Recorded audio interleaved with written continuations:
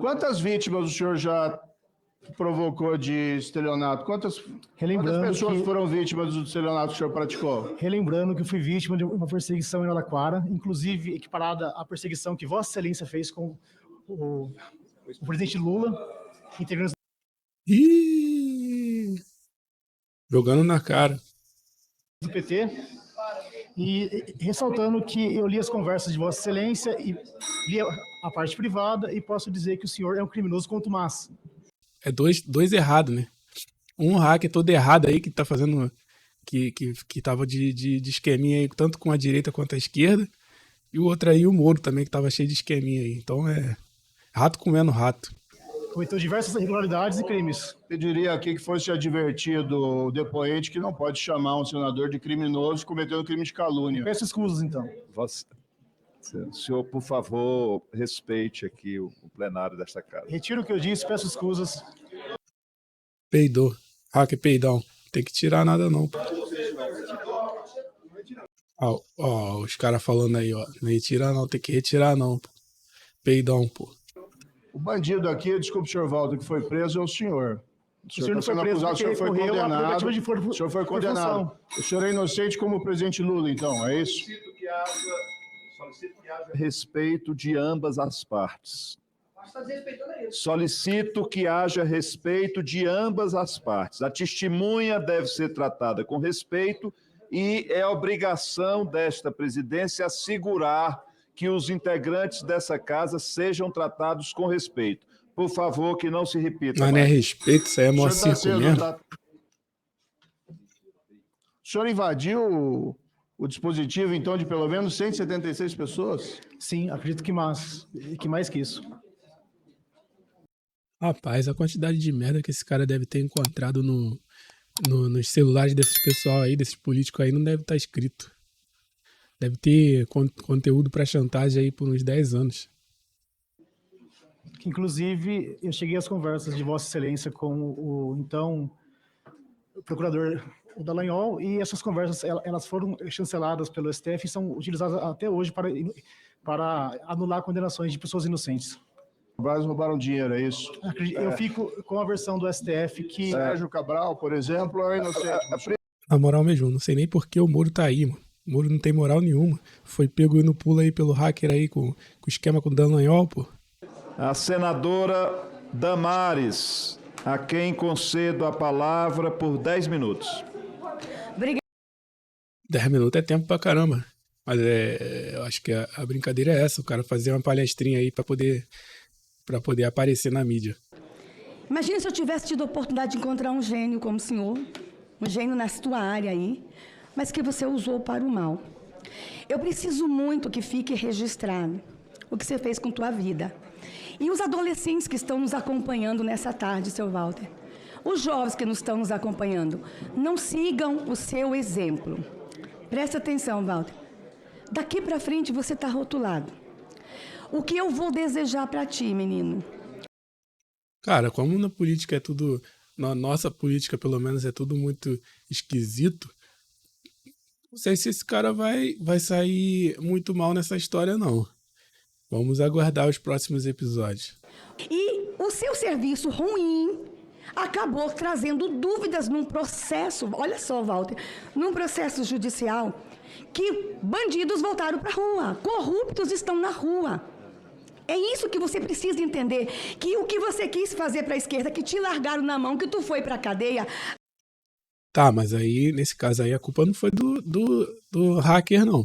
Porque quem zoou o processo foi o Moro lá, o Pato. Olhou pra mim, e o vídeo tá aqui, e me chamou da mesa aí, presidente, 3 vezes, que eu sou bandida. Ele disse, bandida é a senhora, 3 vezes.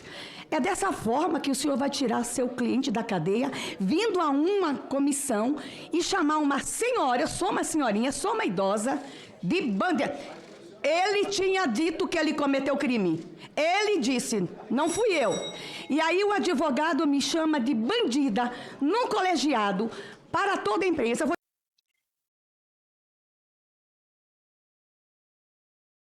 E, Walter, e o meu recado fica para ti. Você mentiu, você tinha aliança com o PT, está aqui desde 2019, você estava com raiva, o PT te largou na mão porque você foi para a cadeia, foi para a direita, agora está voltando. Só vou dizer o seguinte, a vida dá volta e é a tua vida que está em risco.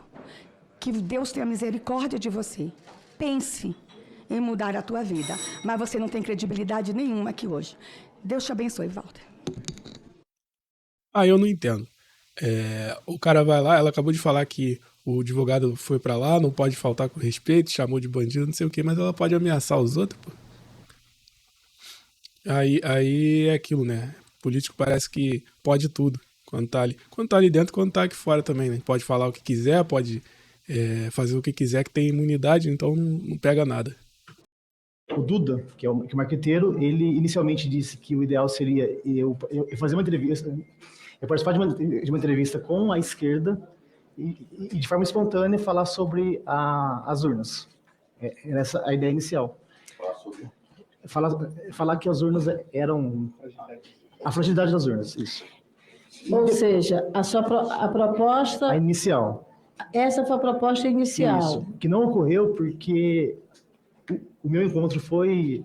Ele saiu na mídia e por esse motivo eles cancelaram isso. E a segunda ideia era, no dia 7 de setembro, eles pegarem uma urna emprestada da OAB, acredito, que eu colocasse um aplicativo meu lá e mostrasse à população que é possível apertar um voto e sair outro. Qual seria a ideia do apertar? Seria apertar o número... É que assim, qual seria a ideia do apertar? Você apertar o botão.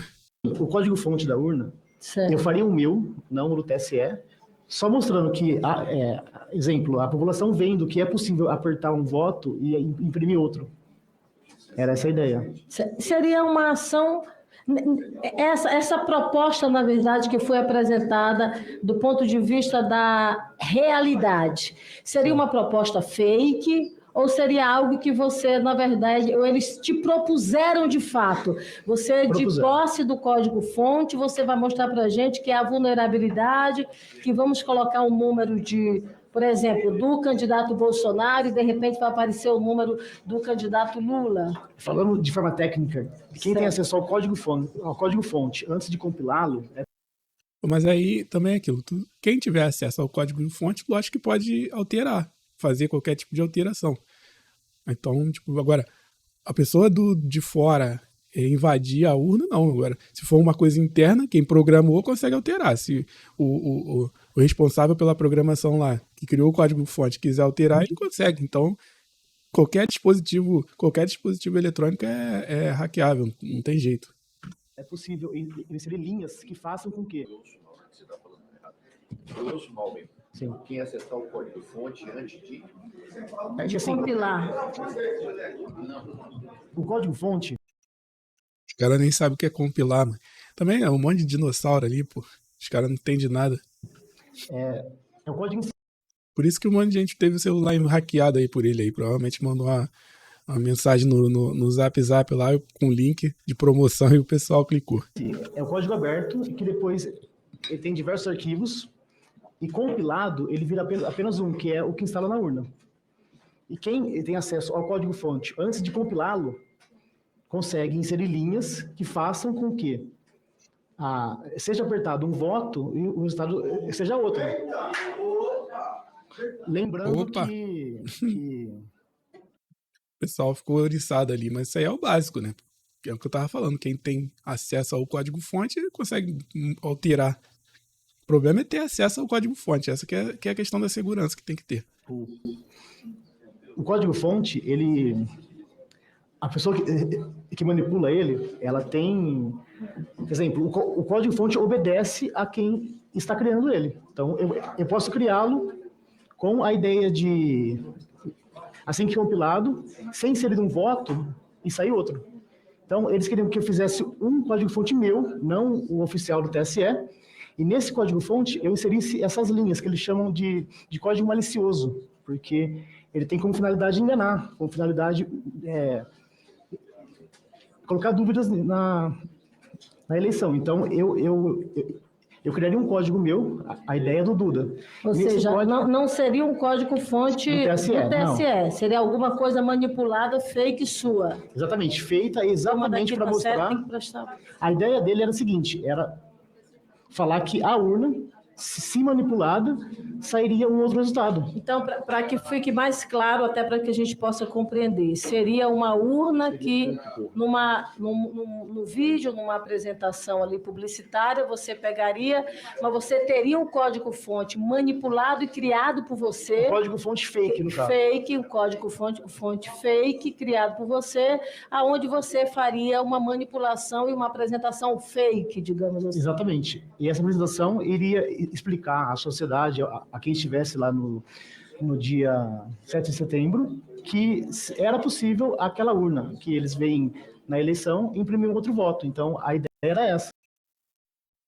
Isso aí me parece ser verdade, porque se tivessem feito realmente isso aí ia gerar ia incendiar, vamos dizer, ia gerar uma discussão gigante, porque imagina, o cara mostrando que tem como fazer o que eles ficam que o pessoal aí fica denunciando aí, falando, pelo menos especulando aí que acontece nas cidades aí de pessoal apertar para votar em alguém e aparecer a foto do outro.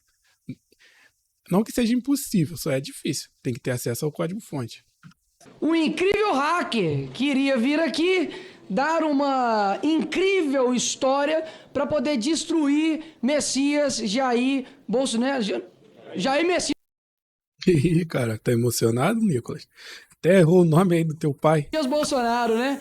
Para destruir Jair Messias Bolsonaro. O incrível hacker que de manhã estava todo saltitante, feliz, respondendo a todas as perguntas da esquerda, mas que de repente na parte da tarde não responde a ninguém mais da direita. É a famosa testemunha seletiva. A esquerda, eu tenho certeza que está completamente decepcionada. Miraram em um poderoso hacker e acertaram no M-sinal do Careca. Só falta falar que levou o Bolsonaro para um lugar especial para pessoas especiais. Por favor. Uma coisa que eu concordo com o Nicolas aí, que esse cara aí não tem cara nenhuma de hacker, tipo, é bem estranho, chega a ser bem estranha essa história aí. Ainda tô criando aqui a minha história de ficção na minha cabeça aqui sobre toda essa história aí, porque tá muito, muito mal contada. Toma vergonha aqui, porque aqui não é brincadeira. E além de mentiroso e um contumaz criminoso, porque a mentira é a sua profissão, eu quero mostrar aqui a verdadeira intenção desse homem que está aqui. Passa para mim, por gentileza, o vídeo aí alto, para a população do Brasil ver o porquê que ele está aqui. Por que foi todo esse teatro que ele está aqui hoje, essa CPMI. Tudo não passa apenas de uma questão eleitoral, no fim das contas, por incrível que pareça. A CPMI inteira se trata disso, Nicolas. Eu tenho planos futuros, né? Que planos são eles? Caso eu ganhe uma notoriedade positiva com tudo isso, que eu me candidate a deputado federal pelo meu estado. Você pensa em algum partido? Não tenho ainda um partido definido. Algum partido te chamou? Segundo o advogado, teve um partido, mas não me recordo qual agora. Mas era um partido de centro, não era nem de direita nem de esquerda. Mas atualmente, não sei no futuro, se eu fosse me candidatar hoje, seria com o partido de esquerda. Então quer dizer que o senhor Pô, não tem nada a ver com nada, mas o que eu deixo de notar ali, que não sei de quando é esse vídeo aí que ele postou, mas o cara ainda tinha a esperança do cabelo ainda. Me meteu um tupetinho ali pra tentar esconder a careca, mas não adianta não, filho. Quando chega, já era. Sabe, amanhã, se prepara, sabe por quê? Porque o senhor vai ter que prestar contas às mentiras teatrais, inclusive com o conluio de deputados da esquerda com o seu falso testemunho. Ninguém aqui é otário para poder, na hora que uma pessoa de esquerda pergunta pro senhor, o senhor responde, fala, é bem intencionado. Mas quando alguém de direita pergunta o senhor permanece calado. Que tipo de pessoa que você é? Quem acha que o senhor vai enganar? A esquerda toda quase que ovulando. Acabamos com o presidente Bolsonaro, acabou nada. Só mostrou mais uma face de uma pessoa que está a serviço da esquerda. E agora eu te pergunto, né? Agora, né? Porque ele já esteve a serviço da direita também. Você disse que é impossível, de fora para dentro, você ter hackear esse sistema. E você diz que somente uma pessoa, na época, que é o Giuseppe Dutra, nas suas palavras, tem o poder de decidir o resultado de uma eleição. Ele vota por 200 milhões de habitantes, caso ele tenha essa má intenção. Aí eu te pergunto, o senhor acredita que Giuseppe, que nas palavras do senhor tinha o poder de mudar toda uma eleição e foi demitido somente em 2021, o senhor acha que nas eleições passadas, se ele tivesse essa má intenção, as eleições passadas que ocorreram aqui no Brasil podem ter sido fraudadas? Ficarei em silêncio. O senhor disse que a única saída seria a urna imprimir o voto. O senhor confirma? Pô, esse cara aí que ele tá falando era o programador. Falaram que só havia um, de acordo aí com esse maluco aí, Delgatti, só havia um programador, que ele até chegou a fazer um curso na França, e que ele tinha esse poder aí, porque ele tinha acesso ao código-fonte, porque foi ele que criou o sistema. Então, realmente, o cara tinha esse poder de fazer a alteração, mas aí teria alterado, então teria que cancelar todas as eleições, inclusive a do Bolsonaro, todas as eleições com esse sistema, porque ele que estava à frente da parada e ele que poderia fazer a alteração, então... Confirma essa fala que o senhor mesmo disse? Ficarei em silêncio. Entendi. A esquerda, em conluio com uma testemunha falsa que tem zero credibilidade, para poder tentar criar uma narrativa para poder prender Jair Messias Bolsonaro. Sendo que o senhor... Pô, mas aí nem precisa criar muita narrativa. O Bolsonaro criou um monte de narrativa para prender ele mesmo. Então, ao invés da gente estar aqui vendo as pessoas que foram presas, senador Magno Malta, que o senhor esteve lá na Colmeia e na Pampulha por diversas vezes, pessoas que estavam lá com câncer, pessoas que estavam lá presas injustamente, que estão agora lá com tornozeleira eletrônica, pessoas como pastores, cantoras gospels, estão presas. A gente tem que ouvir aqui quase como um comediante, perdendo aqui o nosso tempo, para poder simplesmente gerar uma narrativa política. Isso é vergonhoso para esse parlamento. Vergonhoso que esse governo fez aqui para poder escrever uma historinha. As pessoas estão presas lá, pastor, inclusive, e tudo mais, porque eles invadiram o Palácio do Planalto, né? Se não tivesse invadido, estava solto. Ficarei em silêncio. Então, aqui está.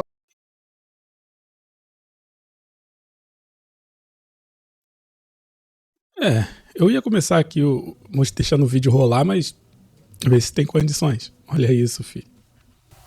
Públicos no 8 de janeiro? Ficarei em silêncio. O senhor tinha alguma responsabilidade? O senhor foi omisso com os prédios? Olha isso. Olha o cara ali com óculos escuro e fazendo arminha, mano. Fala sério. Deixa rolar essa merda. No 8 de janeiro? Ficarei em silêncio. Então, aqui está comprovado que não tem qualquer validade para essa CPMI e como um inquérito, persecução... E você falou que acabou almoçando agora há pouco aqui, né? Foi picanha, né? Que você falou? Picanha do Lula? Pelo menos na hora do almoço aqui da CPMI, o Lula pagou picanha para alguém, né? É verdade? Ficarei em silêncio. Dá um sorrisinho se for verdade. Ah, não, mano. Chega. Muita vergonha alheira. Aí, pra vocês votarem nisso aí, ó. Agora segura. Eu tenho a minha opinião sobre essa história aí, sobre o que aconteceu. Eu criei na minha cabeça uma história de ficção.